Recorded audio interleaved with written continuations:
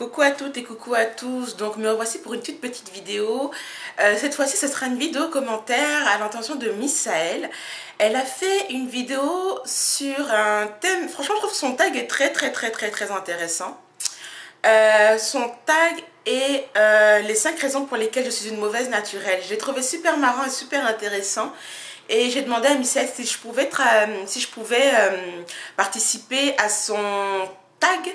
Donc elle a accepté. Donc voici ma vidéo commentaire à ton attention. Donc voici les 5 raisons pour lesquelles je suis une mauvaise naturelle. La première raison, c'est que je suis une product junkie.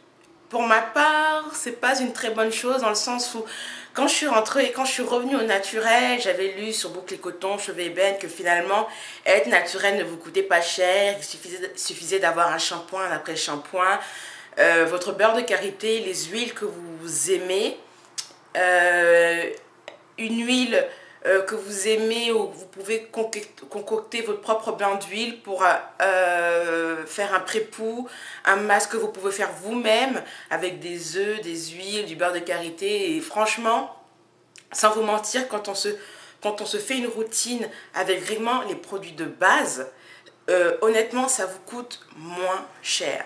Tandis qu'en étant une product junkie, vous êtes, pour ma part, je ne suis pas à la recherche forcément du produit miracle, mais je suis à la recherche des produits qui pourront aller à mes cheveux, parce que malheureusement mes cheveux, une fois qu'ils sont habitués à un produit, mes cheveux ne répondent plus, mes cheveux me font la gueule, je me retrouve dans des situations où je suis en bad hair day et aussi je suis devenue aussi feignante, je l'avoue, je suis devenue aussi feignante sur la concoction, je ne sais pas si ça se dit comme ça, pour la préparation, c'est plus français, des produits faits maison et plus naturels. Et le product junkie, c'est le contraire de tout ça. Il y a des produits qui sont naturels, qui ont des bonnes compositions, mais le fait d'acheter plusieurs produits parce qu'on est à la recherche du produit qui marcherait le mieux, ou le produit miracle qui rendrait mes cheveux brillants, en bonne santé, ou qui les ferait pousser, c'est tout sauf économique. Donc voilà pourquoi je pense que le product junkie, c'est une des mauvaises raisons pour lesquelles je ne suis pas une bonne naturelle. Ok. Deuxième raison pour laquelle je ne suis pas une bonne naturelle, je n'ai pas de routine fixe. Pour être sûr d'avoir des cheveux en bonne santé, qui ne vous font pas la gueule, que vous ne vous plaignez pas de fourche, c'est d'avoir une routine fixe. Ma routine de base, vraiment celle de base, c'est shampoing après shampoing. Et après, j'hydrate et je nourris mes cheveux. Les bains d'huile, je les fais quand j'ai le temps et quand j'y pense. Et les masques, c'est pareil. Et vraiment, je pense que pour mon cas, je dis bien pour mon cas, pour que j'arrête de me plaindre d'avoir des fourches et tout le tralala, il faudrait vraiment que je retourne à ma routine de base, celle que j'avais au tout début, c'est-à-dire bain d'huile, shampoing après shampoing et masque toutes les semaines. Hydratation tous les jours avec... sceller mon hydratation avec une huile ou une crème, non pas une crème, avec un beurre ou une huile, avec un produit gras. Cette partie de sceller l'hydratation, je la fais pratiquement tous les jours, mais le travail fait que je me couche sans forcément hydrater et sceller mes cheveux. Donc c'est pas une très bonne chose pour mes problèmes de fourches, parce que vraiment les fourches, comme je l'ai dit plusieurs fois à mes vidéos, les fourches sont vraiment mon gros problème capillaire. Je ne souffre pas de casse, je ne souffre pas d'alopécie, mais vraiment j'ai des problèmes de fourches et je suis pratiquement à tous les 2-3 mois à couper mes pointes, et ce qui fait que mes cheveux, la longueur de mes cheveux stagne et voilà. Donc il faut vraiment que je m'y mette, mais à chaque fois je me dis oui, je vais refaire ça la semaine prochaine, oui, je vais refaire ça la semaine prochaine. Donc je procrastine tout le temps et après je me plains que j'ai des problèmes de capillaires. Mais bon, voici la deuxième raison pour laquelle je suis une mauvaise naturelle. La troisième raison, c'est que je ne pense pas hydrater mes cheveux quand je suis en style protecteur. Je me suis rendu compte à la fin du challenge d'Ingrid que mes cheveux, une fois que je les défaisais après 2 semaines de style protecteur, mes cheveux étaient secs, et je me suis rendu compte par justement un tag je crois que c'est un tag de Miss Sahel, mais je ne sais plus si c'était elle ou une autre personne qui avait fait le tag que je suis en train de vous faire, avait dit qu'elle ne pensait pas forcément de sceller, d'hydrater et de sceller l'hydratation de ses protecteurs. Et je me suis rendu compte que c'est peut-être pour cette raison que mes cheveux étaient secs après 2 semaines de cils protecteur. À méditer. 4e raison pour laquelle je suis une mauvaise naturelle. Suite à ma mauvaise expérience avec les produits de Kärlsdotter, je fais plus très attention à la composition des produits. Je pense que c'est à la fois une bonne et une mauvaise raison d'être une bonne raison pour être une bonne naturelle et une mauvaise raison, non. Une des raisons, enfin ça peut être une bonne et une mauvaise chose. Voilà, on va faire simple comme ça, et que ça soit français.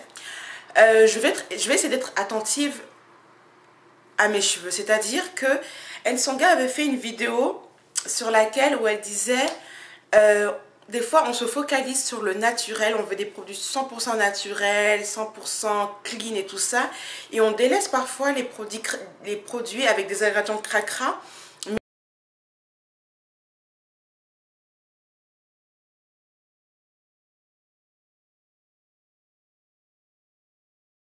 Mais il se peut, je ne sais pas comment mes cheveux vont réagir quand je vais utiliser ces 2 produits-là, en sachant que les premiers ingrédients de ces 2 produits que je compte utiliser, c'est-à-dire le curly pudding et la brillantine de Activilon au karité, le premier ingrédient c'est paraffine liquidium, c'est-à-dire huile minérale. Depuis mon retour au naturel, maintenant ça fait 4 ans que je suis naturelle, je n'ai pas utilisé des produits ayant une quantité maximale d'huile minérale. Et je pense que je vais tenter le coup avec ces produits-là. Il y a plusieurs vidéos sur YouTube qui ont été faites sur cet ingrédient-là, qui expliquent qu'il y a son mauvais côté et son bon côté. Donc je vais tester des produits ayant pas forcément des compositions très clean, mais je veux vraiment savoir comment vont réagir mes cheveux face à ces produits-là. Et ce qui fait aussi de moi une très mauvaise naturelle, parce que quand on revient au naturel, on vous bombarde. Et moi, la première, sur mes vidéos précédentes, je vous bombardais de faites attention à vos ingrédients, essayez de prendre des produits ayant des bonnes compositions qui vont pas faire de mal à vos cheveux. Et là, je vous dis directement que je vais faire une entorse à cette règle-là, ce qui fait de moi une mauvaise naturelle. Et la 5e raison, je la cherche, mais je ne la trouve pas. Bon, voici ça. Donc maintenant, on va aller dans le côté positif. Quelles sont les 5 bonnes raisons pour lesquelles je suis une bonne naturelle? Aïe, aïe, aïe. Les raisons pour lesquelles je suis une bonne naturelle. Malgré que je ne pense pas forcément d'hydrater mes cheveux tous les soirs, ce qui peut être ma 5e raison, ma 5e raison pour laquelle je ne suis pas une bonne naturelle, je pense toujours, positif, de tresser ou de twister mes cheveux avant de me coucher et de les protéger avec un bonnet enceinte. Première chose. 2e raison pour laquelle je suis une bonne naturelle, je sais de protéger au maximum mes pointes vu que j'ai des problèmes de fourche. Donc ça peut être style protecteur avec des nattes, des vanilles ou des chignons. Les chignons, j'aurais jamais cru que les chignons pouvaient protéger les longueurs, et finalement si, vu que certaines youtubeuses protègent leurs cheveux en style protecteur avec un simple chignon. Donc je trouve que c'est une bonne alternative quand on n'a pas forcément envie de faire des nattes ou des tresses ou des nattes ou des vanilles ou des tortilles. Je trouve que c'est une très bonne alternative. Donc voici ça. 3e raison pour laquelle je suis une bonne naturelle, je fais plus ou moins attention à mes compositions jusqu'à... Je termine la gamme She Moisture. Et une fois que je vais terminer la gamme She Moisture, je vais entamer la gamme Activilon beurre de karité, en sachant que, comme je l'ai dit précédemment, la brillantine du beurre de karité de cette gamme-là n'est pas 100% naturelle vu qu'il y a des huiles minérales. Mais pour le moment, je reste une très bonne nappie en faisant attention à la composition de mes produits. Je ne sais plus à quel numéro je suis. Quatrième raison pour laquelle je suis une nappie.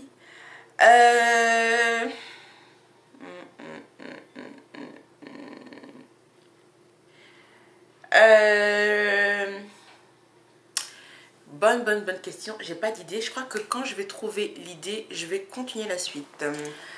Je crois que j'étais à la quatrième raison. Donc ma quatrième raison pour laquelle je suis une bonne naturelle, c'est que je conseille mes amis qui sont naturels. Je fais de mon mieux pour les conseiller quand elles ont un problème capillaire.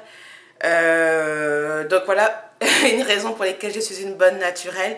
Et la dernière raison pour laquelle je suis une bonne naturelle, c'est que je continue malgré mes 4 ans de naturel de regarder les chaînes sur YouTube, d'essayer de chercher des informations pour régler mon problème par exemple de fourche, qui reste mon problème capillaire, mon gros problème capillaire. Donc je cherche toujours les informations sur YouTube, un peu moins sur les forums malheureusement je trouve.